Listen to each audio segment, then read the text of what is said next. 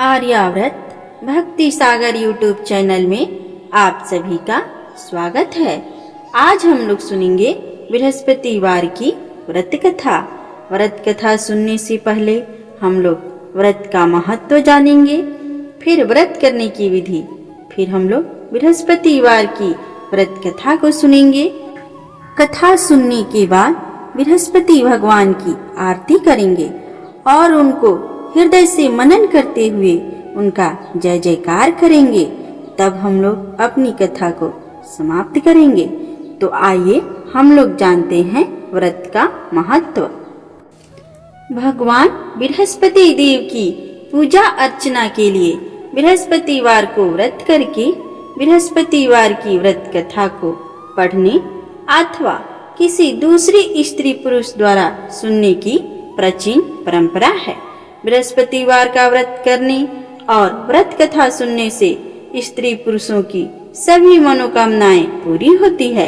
इस व्रत से धन संपत्ति की प्राप्ति होती है, निसंतानों को पुत्र प्राप्ति होती है, परिवार में सुख शांति बनी रहती है, सभी आनंद पूर्वक रहते हैं। आइए जानते हैं व्रत करने की विधि।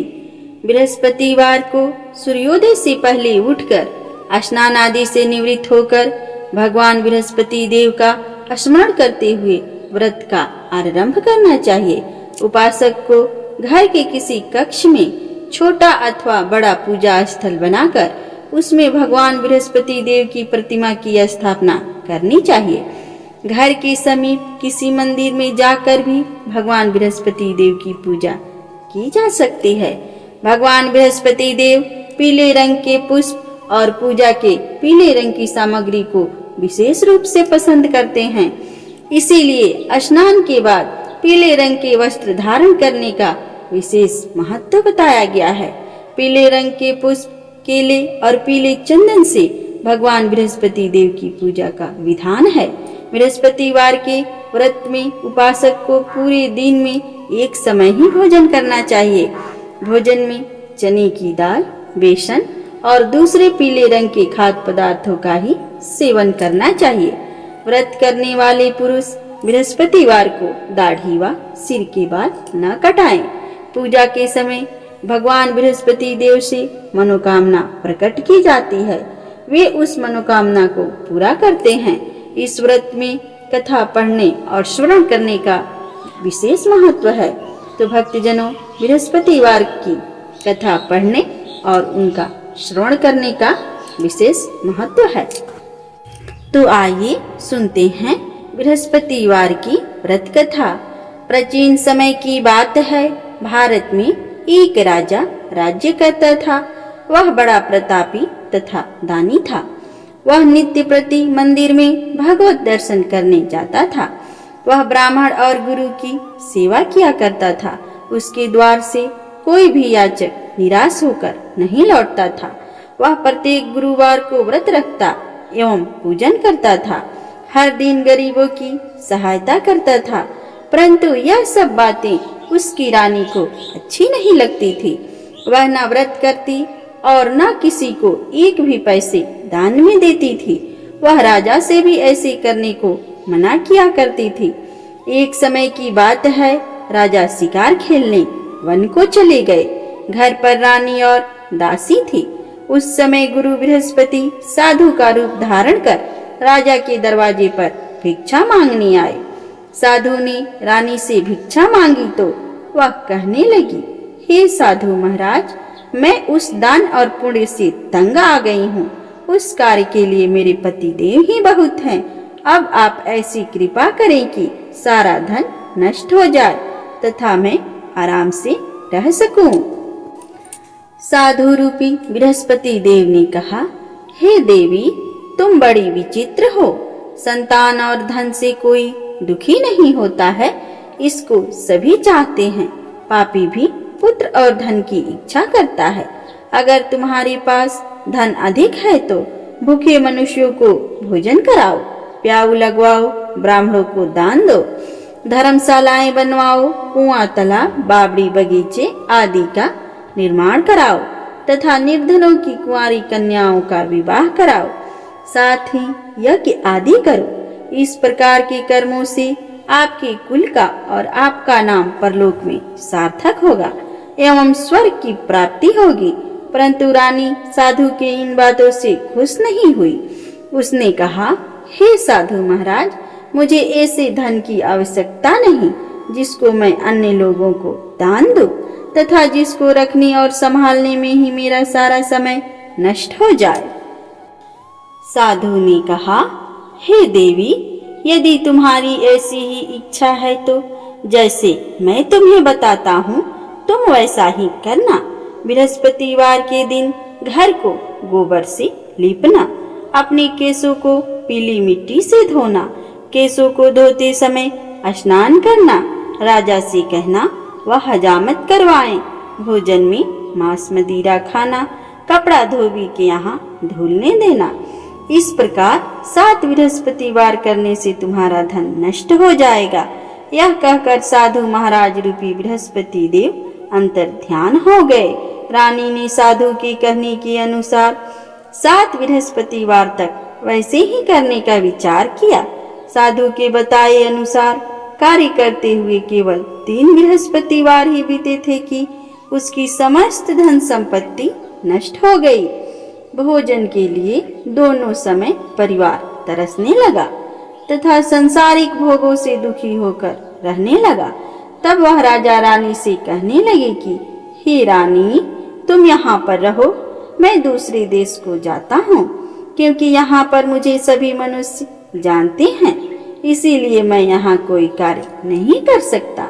मैं अब परदेश जा रहा हूँ, वहाँ कोई काम धंधा करूँगा, शायद हमारे भाग्य बदल जाए। ऐसा कहकर राजा प्रदेश चला गया। वह वहाँ जंगल से लकड़ी काट कर लाता और शहर में बेचता। इस तरह जीवन व्यतीत करने लगा। इधर राजा के बिना रानी और दासियां दुखी रहने लगी।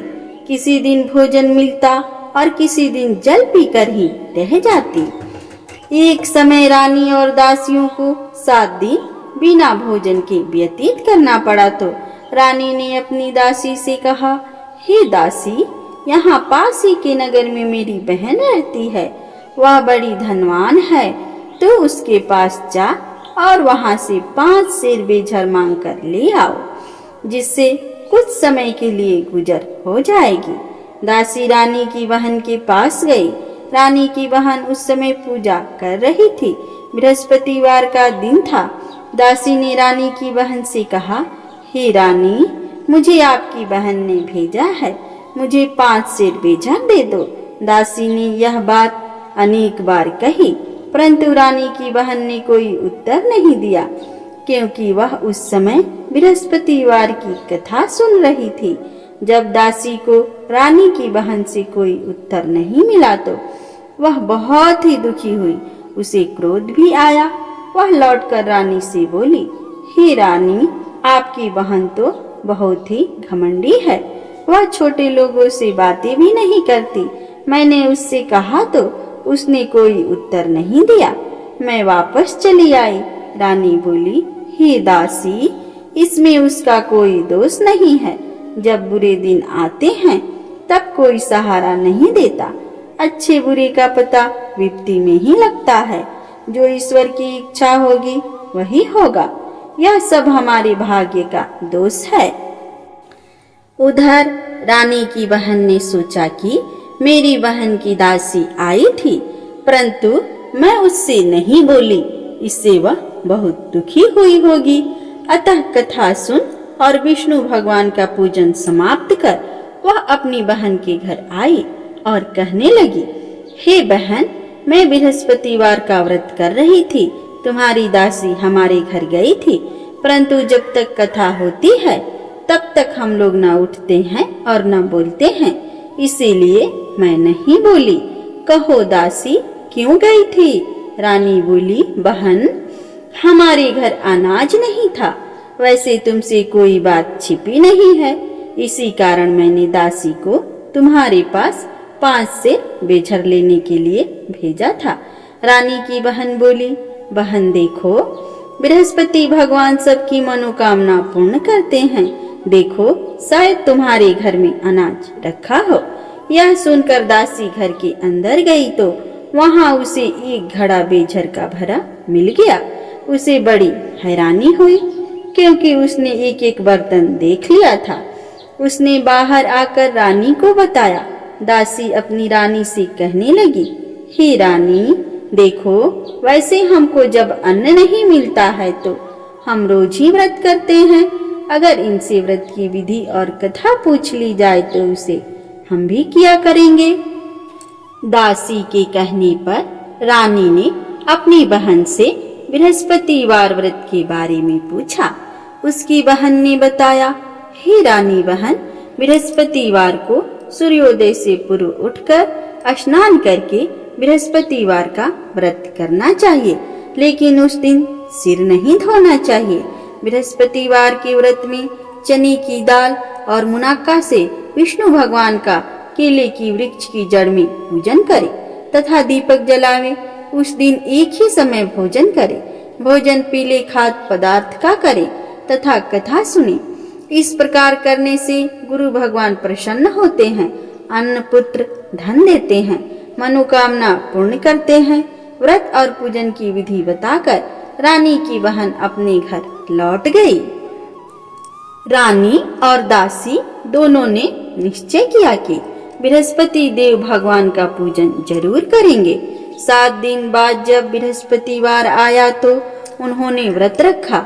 घुड़साल में जाकर चना और गुड़ मिल लाई तथा उसकी दाल से केले की जड़ तथा विष्णु भगवान का पूजन किया। अब भोजन पीला कहाँ से आए? दोनों बड़ी दुखी हुई, परंतु उन्होंने व्रत किया था, इस कारण बृहस्पति देव भगवान प्रसन्न थे। एक साधारण व्यक्ति के रूप में वे 2 थालों में सुंदर पीला भोजन लेकर आए और दासी को देकर बोले, हे दासी, यह भोजन तुम्हारे और रानी के लिए है, तुम दोनों करना। दासी भोजन पाकर बड़ी प्रसन्न हुई और रानी से बोली, रानी जी भोजन कर लो। रानी को भोजन आने के बारे में कुछ पता नहीं था, इसीलिए वह दासी से बोली, जा तू ही भोजन कर, क्योंकि तू हमारी व्यर्थ में हंसी उड़ाती है। दासी बोली, एक व्यक्ति भोजन दे गया है। रानी कहने लगी, वह भोजन तेरे लिए ही दे गया है, तू ही भोजन कर। दासी ने कहा, वह व्यक्ति हम दोनों के लिए 2 थालों में भोजन दे गया है, इसीलिए मैं और आप दोनों ही साथ साथ भोजन करेंगे। दोनों ने गुरु भगवान को नमस्कार कर भोजन प्रारंभ किया। उसके बाद से वे प्रत्येक बृहस्पतिवार को गुरु भगवान का व्रत और पूजन करने लगी। बृहस्पति भगवान की कृपा से उनके पास धन हो गया, परंतु रानी फिर पहले की तरह आलस्य करने लगी। तब दासी बोली, देखो रानी, तुम पहले भी इसी प्रकार आलस्य करती थी, तुम्हें धन के रखने में कष्ट होता था, इसी कारण सभी धन नष्ट हो गया। अब गुरु भगवान की कृपा से धन मिला है तो फिर तुम्हें आलस्य होती है। बड़ी मुसीबतों के बाद हमने यह धन पाया है, इसीलिए हमें दान पुण्य करना चाहिए। तुम भूखे मनुष्यों को भोजन कराओ, प्याऊ लगवाओ, ब्राह्मणों को दान दो, कुआं, तालाब, बावड़ी आदि का निर्माण कराओ, मंदिर पाठशाला बनवाकर दान दो, कुंवारी कन्याओं का विवाह कराओ, धन को शुभ कार्यों में खर्च करो, जिससे तुम्हारे कुल का यश बढ़े तथा स्वर्ग प्राप्ति हो, पितृ प्रसन्न हो। दासी की बात मानकर रानी ने इसी प्रकार के कर्म करने प्रारंभ किए, जिससे उनका काफी यश फैलने लगा। एक दिन रानी और दासी आपस में विचार करने लगी कि न जाने राजा किस दशा में होंगे, उनकी कोई खोज खबर नहीं। गुरु भगवान से उन्होंने प्रार्थना की और भगवान ने रात्रि में राजा को स्वप्न में कहा, हे राजा उठ, तेरी रानी तुझको याद करती है, अब अपने देश को लौट जा। राजा प्रातः काल उठकर जंगल से लकड़ियां काट कर लाने के लिए जंगल की ओर चल पड़ा। जंगल से गुजरते हुए वह सोचने लगा, रानी की गलती से उसे कितने दुख भोगने पड़े। राजपाट छोड़कर उसे जंगल में आकर रहना पड़ा। जंगल से लकड़ियां काटकर उन्हें बेचकर गुजर करना पड़ा। उसी समय उस जंगल में बृहस्पति देव एक साधु का रूप धारण कर आए और राजा के पास आकर बोले, हे लकड़हारी, तुम इस सुनसान जंगल में किस चिंता में बैठे हो, मुझे बतलाओ। यह सुन राजा के नेत्रों में जल भर आया और साधु की वंदना कर बोला, हे साधु महाराज, आप तो महात्मा हैं, आप दयालु हैं, आप सब कुछ जानते हैं। इतना कहकर राजा ने साधु को अपनी संपूर्ण कहानी सुना दी। महात्मा दयालु होते हैं। वे राजा से बोले, हे राजा, तुम्हारी पत्नी ने बृहस्पति देव के प्रति अपराध किया था, जिसके कारण तुम्हारी यह दशा हुई है। अब तुम किसी प्रकार की चिंता मत करो, भगवान तुम्हें पहले से अधिक धन देंगे। देखो, तुम्हारी पत्नी ने बृहस्पतिवार का व्रत करना प्रारंभ कर दिया है। अब तुम भी बृहस्पतिवार का व्रत करके चने की दाल व गुड़ जल को लोटे में डालकर केले का पूजन करो। फिर कथा कहो या सुनो, भगवान तुम्हारी सब कामनाओं को पूर्ण करेंगे। साधु को प्रसन्न देखकर राजा बोला, हे प्रभु, मुझे लकड़ी बेचकर इतने पैसे नहीं बचता जिससे भोजन करने के उपरांत कुछ बचा सकूं। मैंने रात्रि में अपनी रानी को व्याकुल देखा है। मेरे पास कोई साधन नहीं जिससे समाचार जान सकूं। फिर मैं बृहस्पति देव की क्या कहानी कहूँ, मुझको तो कुछ भी मालूम नहीं है। साधु ने कहा, हे राजा, तुम किसी बात की चिंता मत करो। बृहस्पतिवार के दिन तुम रोजाना की तरह लकड़ियां लेकर शहर में जाओ। तुम्हें रोज से दुगुना धन प्राप्त होगा, जिससे तुम भली भांति भोजन कर लोगे तथा बृहस्पति देव की पूजा का सामान भी आ जाएगा। बृहस्पति देव की कथा इस प्रकार भी है। प्राचीन काल में एक बहुत ही निर्धन ब्राह्मण था। उसकी कोई संतान नहीं थी। वह नित्य पूजा पाठ करता, परंतु उसकी स्त्री बहुत मलिनता के साथ रहती थी। वह न स्नान करती और न किसी देवता का पूजन करती। प्रातः काल उठते ही सर्वप्रथम भोजन करती, बाद में कोई अन्य कार्य करती। ब्राह्मण देवता बहुत दुखी रहते थे। पत्नी को बहुत समझाते, किंतु उसका कोई परिणाम न निकलता। भगवान की कृपा से ब्राह्मण की स्त्री के यहाँ कन्या उत्पन्न हुई। वह कन्या अपने पिता के घर में बड़ी होने लगी। वह बालिका प्रातः स्नान करके भगवान विष्णु का जप करती। वह बचपन से ही बृहस्पतिवार का व्रत भी करने लगी।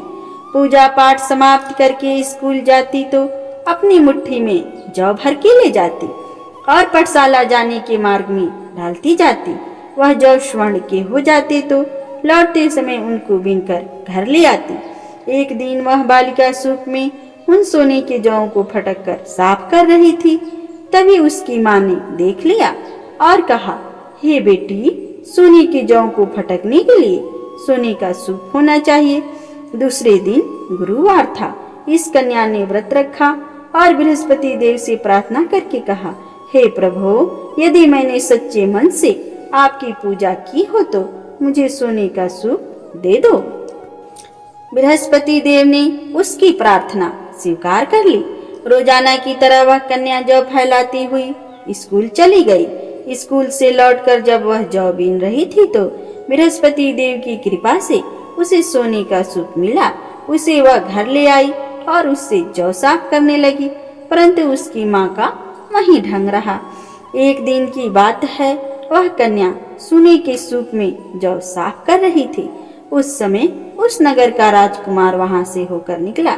इस कन्या के रूप और सोने के सूप में जौ को साफ करते देखकर वह उस कन्या पर मोहित हो गया।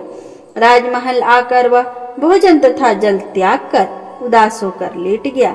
राजा को जब राजकुमार द्वारा अन्न जल त्यागने का समाचार ज्ञात हुआ तो अपने मंत्रियों के साथ वह अपने पुत्र के पास गए और बोले, हे बेटा, तुम्हें किस बात का कष्ट है? किसी ने अपमान किया है अथवा कोई और कारण है? मुझे बताओ, मैं वही कार्य करूंगा जिसमें तुम्हें प्रसन्नता हो। राजकुमार ने अपने पिता की बातें सुनी।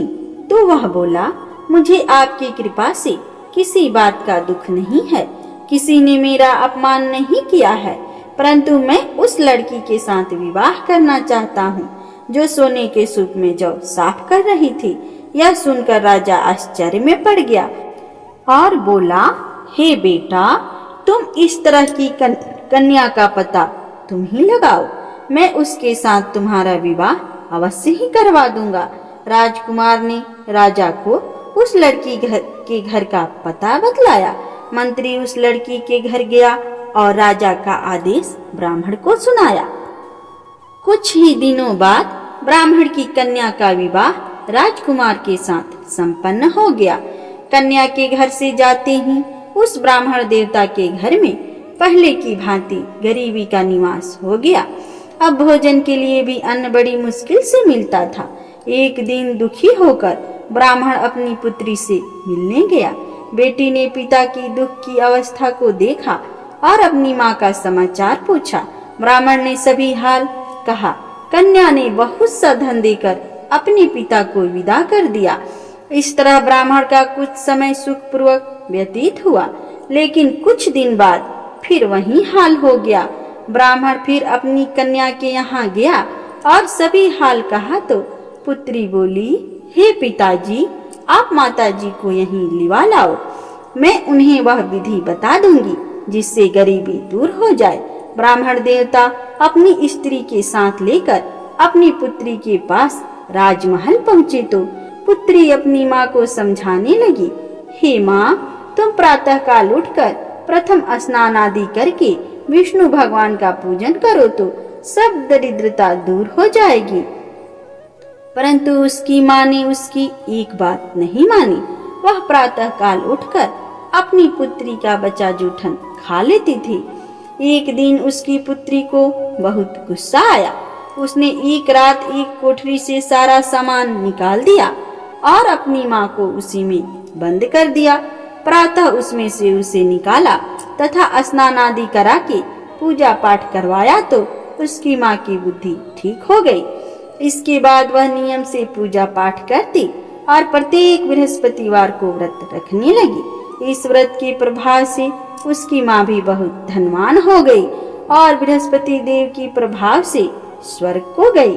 वह ब्राह्मण भी सुखपूर्वक इस लोक का सुख भोगकर स्वर्ग को प्राप्त हुआ। इस तरह कहानी कहकर साधु देवता वहां से लोप हो गए। धीरे धीरे समय व्यतीत होने पर फिर बृहस्पतिवार का दिन आया। राजा जंगल से लकड़ी काटकर किसी शहर में बेचने गया। उसे उस दिन और दिनों से अधिक धन मिला। राजा ने चना गुड़ आदि लाकर बृहस्पतिवार का व्रत किया। उस दिन से उसके सभी क्लेश दूर हुए। परंतु जब अगला गुरुवार का दिन आया तो बृहस्पतिवार का व्रत करना भूल गया। इस कारण बृहस्पति भगवान नाराज हो गए। उस दिन उस नगर के राजा ने विशाल यज्ञ का आयोजन किया तथा अपने समस्त राज्य में घोषणा करवा दी कि कोई भी मनुष्य अपने घर में भोजन न बनाए तथा आग भी न जलाए। समस्त लोग मेरे यहाँ भोजन करने आवे। इस आज्ञा को जो न मानेगा उसको फांसी की सजा दी जाएगी। राजा की आज्ञानुसार राज्य के सभी वासी राजा के भोज में सम्मिलित हुए, लेकिन लकड़हारा कुछ देर से पहुंचा, इसीलिए राजा उसे अपने साथ महल में ले गए। जब राजा लकड़हारे को भोजन करा रहे थे तो रानी की दृष्टि उस खूंटी पर पड़ी जिस पर उसका हार लटका हुआ था। उसे हार खूंटी पर लटका दिखाई नहीं दिया। रानी को निश्चय हो गया कि मेरा हार उस लकड़हारे ने चुरा लिया है। उसी समय सैनिक बुलवाकर उसको जेल में डलवा दिया।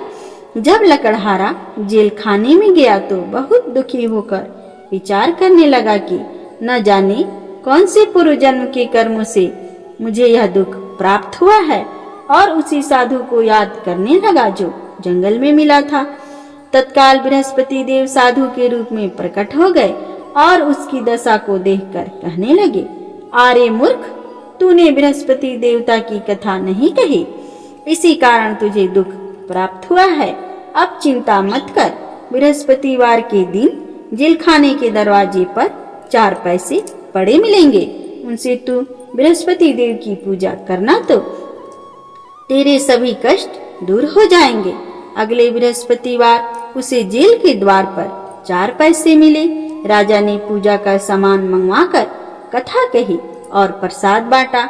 उसी रात्रि को बृहस्पति देव ने उस नगर के राजा को स्वप्न में कहा, हे राजा, तूने जिस आदमी को जेलखाने में बंद कर दिया है वह निर्दोष है, वह राजा है, उसे छोड़ देना।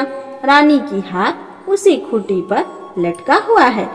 अगर तू ऐसा नहीं करेगा तो मैं तेरे राज्य को नष्ट कर दूंगा।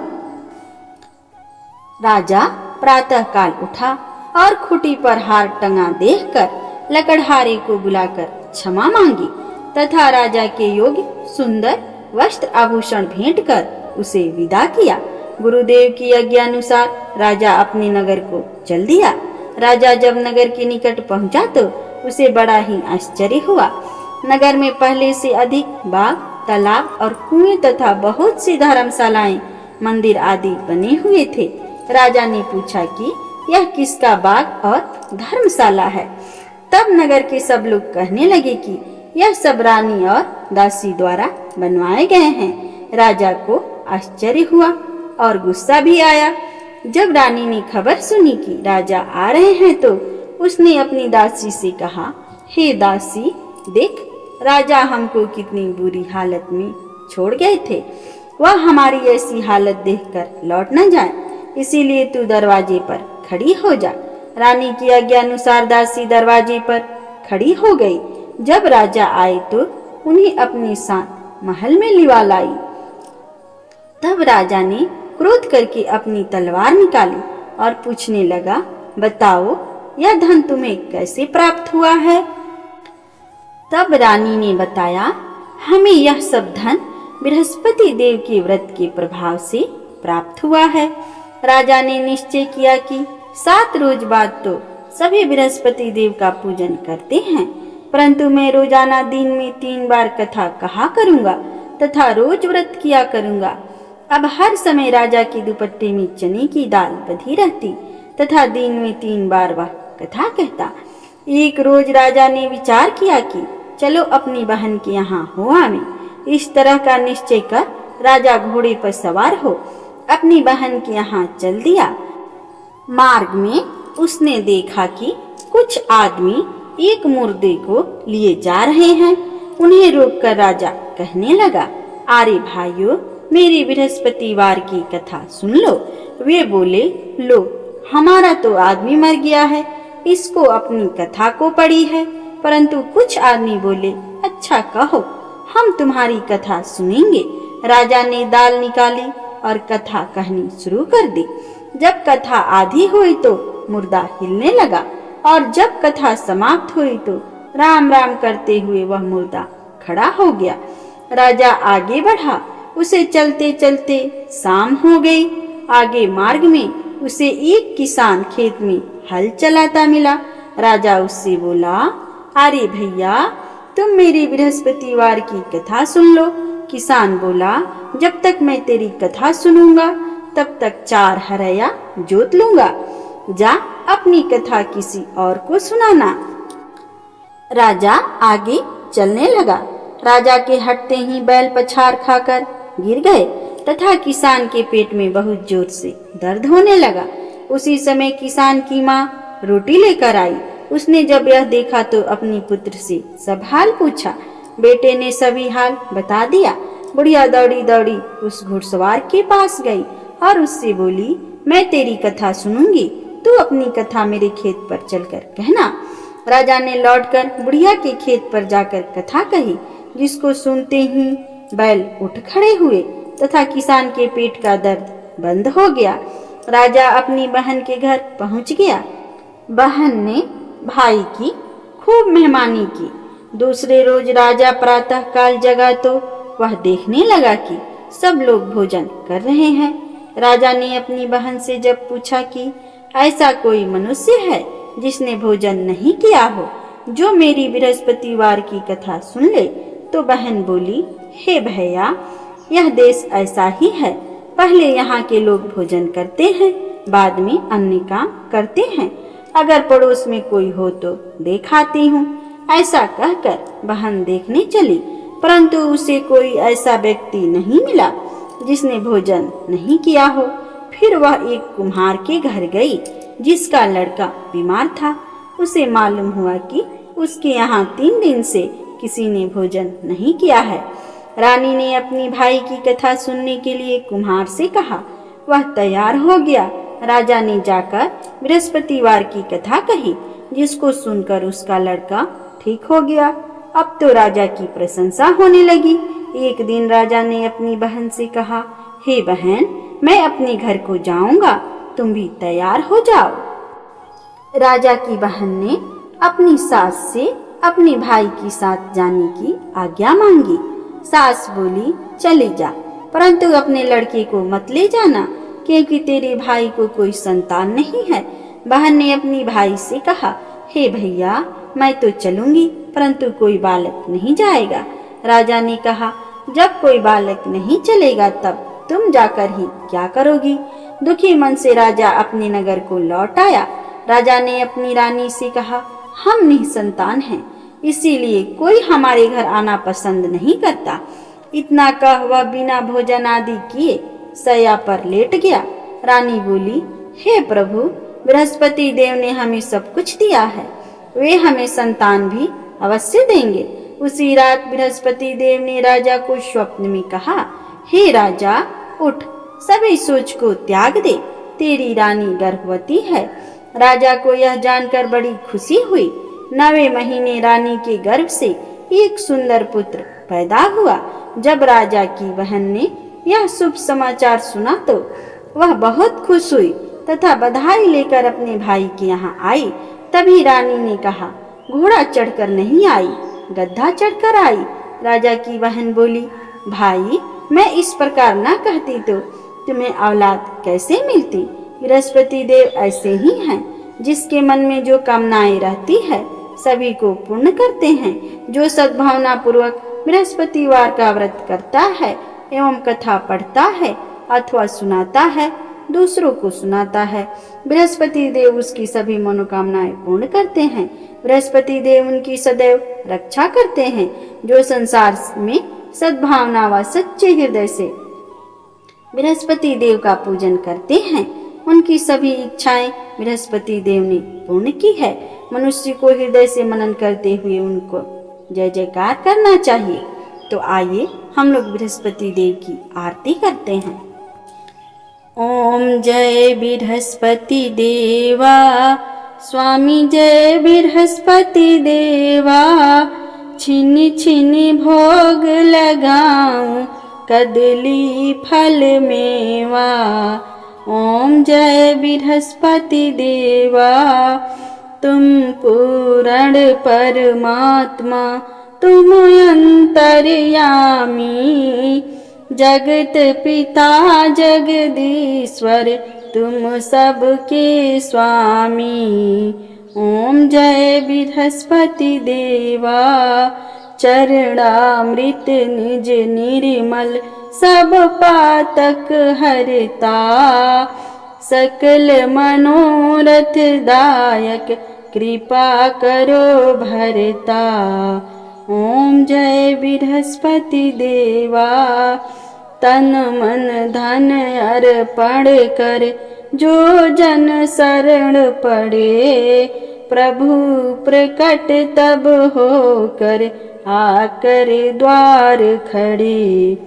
ओम जय बृहस्पति देवा, दीन दयाल दयानिधि, भक्तन हितकारी, पाप दोष सब हरता, भव बंधन हारी।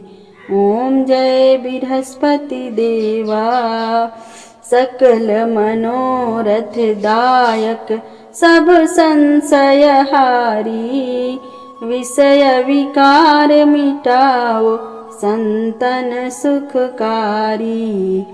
ओम जय बृहस्पति देवा, जो कोई आरती तेरी प्रेम सहित गावे, जेठानंद आनंद कर सो निश्चय पावे।